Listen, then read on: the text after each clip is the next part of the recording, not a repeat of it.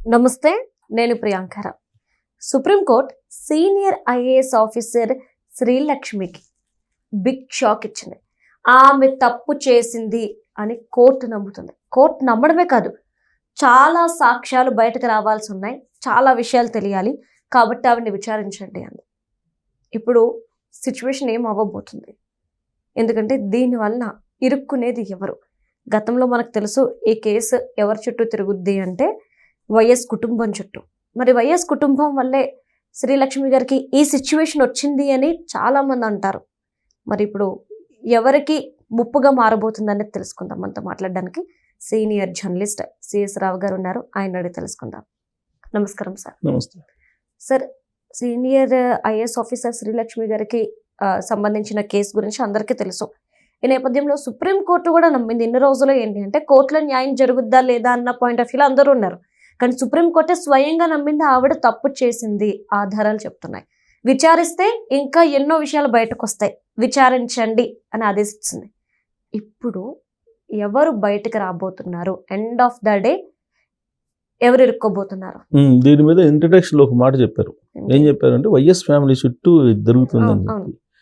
ఇప్పుడు ఇన్ని కేసులు ఉన్నాయి కదా, వైఎస్ ఫ్యామిలీలో ఎవరైనా సరే దీనివల్ల ఎఫెక్ట్ అయ్యారా? ఇంతకాలం పాటు ఈ కేసు జరుగుతుంది కదా, అలాగే అనేక కేసులు ఇప్పుడు ఆంధ్రప్రదేశ్లో లిక్కర్ కేసు కానీ, లేదంటే శాండ్ కేసు కానీ, ల్యాండ్ కేసులు కానీ ఉన్నాయి కదా, నెయ్యి కేసు కానీ, వీటిలో ఒక వైఎస్ ఫ్యామిలీకి సంబంధించి ఎవరైనా సరే ఈ కేసుల్లో ప్రధానంగా ఉన్నారా?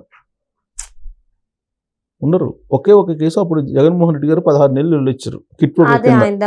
ఆ ఒక్కటి తప్ప సూట్ కేసు కంపెనీలతో హవాలా బిజినెస్, బ్యానీ ల్యాండరింగ్, ఈ తప్ప ఇంకెక్కడైనా కేసుల్లో వాళ్ళు ఉన్నారా? ఉందెవరు? ఐఏఎస్లు. బెనిఫిట్ పొందింది ఎవరు అనేది అందరికీ తెలుసు. సో శ్రీలక్ష్మి కేసు ఇప్పుడు ఏమవుతుంది? సుప్రీంకోర్టు చాలా క్లియర్గా చెప్పింది, కిట్ ప్రోకో ఉంది ఈ కేసులో. క్యాప్టివ్ మైన్ అనేటువంటి పదం మీరు తీసేశారు. ఎందుకు తీసేశారు? ఈ క్యాప్టివ్ మైన్ తీసేయటం వల్లే కదా అతను బెనిఫిట్ పొందింది అని చెప్పేసి క్వశ్చన్ చేస్తుంది. దాదాపు 18 లక్షల మెట్రిక్ టన్నులలో ఏమో సుమారుగా అనఫిషియల్గా అతను మైనింగ్ చేశాడు. అంటే ఇన్ని వందల కోట్ల రూపాయలు అతను సంపాదించేదానికి సహకరించింది ఈవిడ. అప్పుడు గనుల శాఖ సంబంధించినటువంటి సెక్రటరీగా ఉన్నారు ఈవిడ మైనింగ్ దానికి. మరి ఈవిడ సంతకం పెట్టే కదా ఆ ఫైల్లో ఉంది. ఇప్పుడు టెండర్లు వేసేటప్పుడు మైనింగ్ సంబంధించినటువంటి కొన్ని నామ్స్ ఫైల్ తయారవుతుంది. దాంట్లో క్యాప్టివ్ మైన్ అనే దాన్ని ఎందుకు తీసేశారు? క్యాప్టివ్ మైన్ అంటే ఏంటి? మీరు అక్కడ తవ్వేటువంటి ముడి పదార్థం ఏదైతే ఉందో దాన్ని మీ పరిశ్రమలకే వాడాలి.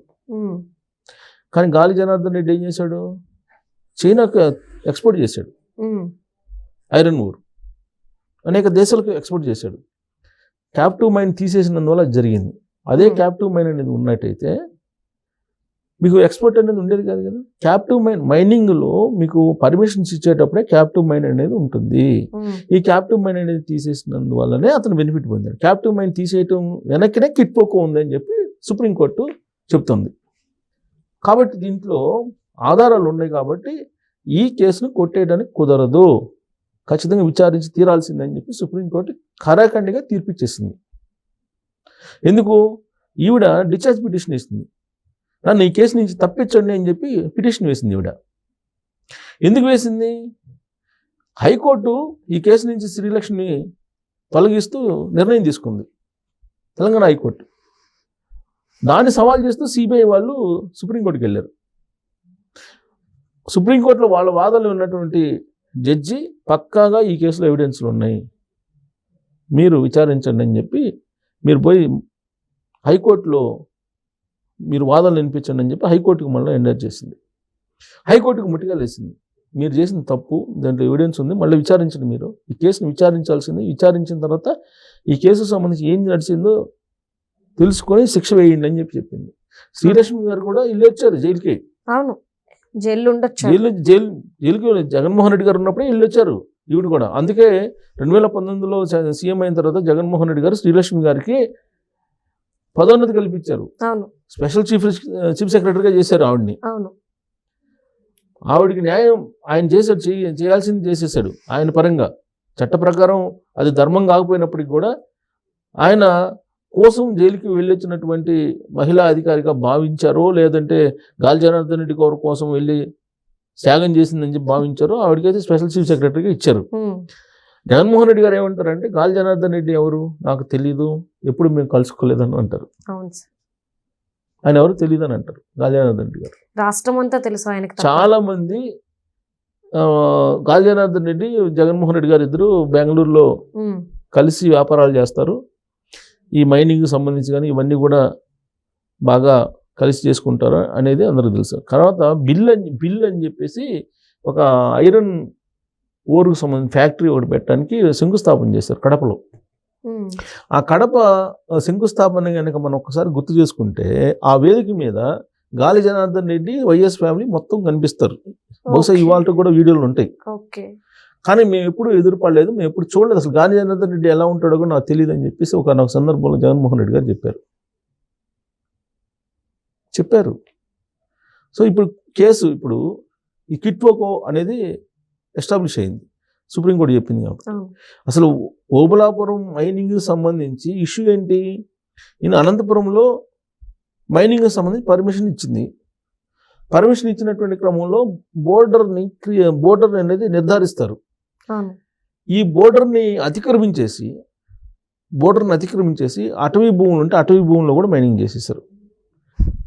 ఆ తర్వాత అటు కర్ణాటకలో కూడా ఎంటర్ అయ్యారు అనేది అప్పుడు వివాదం. ఒకటి కాదు, క్యాప్టివ్ మైన్ తీసేసినందువల్ల ఆయన ఎక్స్పోర్ట్ చేసుకున్నాడు. యాక్చువల్గా కంపెనీ పెట్టి ఐరన్ ఓర్ అక్కడే ఉపయోగించాలి. స్థానికంగా మనకి ప్రకృతి సంపద ఏంటంటే అందరిది, మీది నాది ప్రజలది అందరిది. ఈ మన భూభాగంలో ఉన్నటువంటి ప్రతి ఒక్కరిది, మన భారతదేశంలో ఎవరైతే ఉంటారో వాళ్ళ అందరిది, ప్లస్ ఆంధ్రప్రదేశ్లో ఎవరు ఉంటారో వాళ్ళందరిది కూడా. అందుకే కేంద్ర పరిధిలో ఇవన్నీ ఉంటాయి. కేంద్ర పరిధిలో ఈ రూల్స్ అన్నీ ఉంటాయి, రూల్స్ అండ్ రెగ్యులేషన్స్. ఇప్పుడు మనకి ఈవెన్ డాక్యుమెంట్ రాసేటప్పుడు కూడా మీరు ఏదైనా ల్యాండ్ కొన్నారనుకోండి, ల్యాండ్ కొన్నప్పుడు కూడా దాంట్లో ఏదన్నా గనులు పడ్డా, నిధి నిక్షేపాలు పడ్డా అది ఖచ్చితంగా ప్రభుత్వానికి స్వాధీనం చేస్తామని చెప్పేసి ఉంటుంది. అవును సార్, ఖచ్చితంగా ఉంటుంది. ఎందుకు? నిధి నిక్షేపాలు అనేది దేవుడు ఇచ్చినటువంటి ప్రకృతి సంపద. ఈ ప్రకృతి సంపద అనేది ఎవరికో ఒకరికో ఇద్దరికో చెందాల్సిన సంపద కాదు. అది అందరికీ సంపాదించినటువంటి సంపద, దేవుడు ఇచ్చినటువంటి సంపద. అది అందరికీ చెందాలి అది. కానీ ఇక్కడ జరిగింది ఏంది? ఇక్కడ జరిగింది కొందరికే జరిగింది. సో కాబట్టి ఇదంతా నిబంధనలకు విరుద్ధం. అందుకే సుప్రీంకోర్టు ముట్టికాయలు వేసింది, హైకోర్టుకి వేసింది, అలాగే శ్రీలక్ష్మి గారికి ముట్టికాయలు వేసి నీ కేసుని నువ్వు తప్పించుకోవడానికి లేదు, నువ్వు ఈ కేసులో ఉన్నావు, దానికి సంబంధించిన ఆధారాలు ఉన్నాయి, కాబట్టి నువ్వు పోయి హైకోర్టులో మళ్ళీ విచారణ ఫేస్ అయ్యి అని చెప్పింది. హైకోర్టుకు వస్తారు. హైకోర్టుకు వచ్చిన తర్వాత ఏమవుతుంది? సుప్రీంకోర్టు చెప్పిన తర్వాత నీ బెయిల్ మీద ఉంది, ఆవిడ బెయిల్ని కొట్టేసి మళ్ళీ జైలుకి పంపిస్తుంది. జైలు పంపించే అవకాశం ఉంది వాదనలు కనుక. ఇంకే వాదనలు ఏముంటాయి? ఆల్రెడీ సుప్రీంకోర్టు చెప్పేసింది నిన్న ఆధారాలు ఉన్నాయి అని చెప్పి. ఇప్పుడు ఇక్కడికి వచ్చిన తర్వాత ఇప్పుడు ఏముంది? హైకోర్టు బెయిల్ కొట్టేసే అవకాశాలు కూడా లేకపోలేదు. బెయిల్ కొట్టేసే అవకాశాలు ప్లస్ సిబిఐ కనుక వాదనలు గట్టిగా వినిపించింది అనుకో, పూర్తికాలం పాటు జైలుకి పోమని చెప్తారు. ఈ లోపల ఎలాగో ఆవిడ రిటైర్ అవుతారులా ఉంది, ఈ సంవత్సరం వచ్చే సంవత్సరం. సో రిటైర్ అయినా కానీ ఆవిడ జైలు జీవితం అనుభవించాల్సింది. సో ఓవరాల్గా చెప్పేది ఏంటంటే ఐఏఎస్లు అనే వాళ్ళు ప్రకృతి సంపదని, ప్రజా సంపదని కాపాడాలి, వాళ్ళ బాధ్యత అది. కానీ వాళ్ళు ఏం చేశారు? ఇలాంటి వాళ్ళకి అప్పచెప్పారు. సో అందుకే వైఎస్ ఉన్నప్పుడు 5-6 ఐఏఎస్లు లోపలికి వెళ్ళారు. ఇప్పుడు జగన్మోహన్ రెడ్డి గారి హయాంలో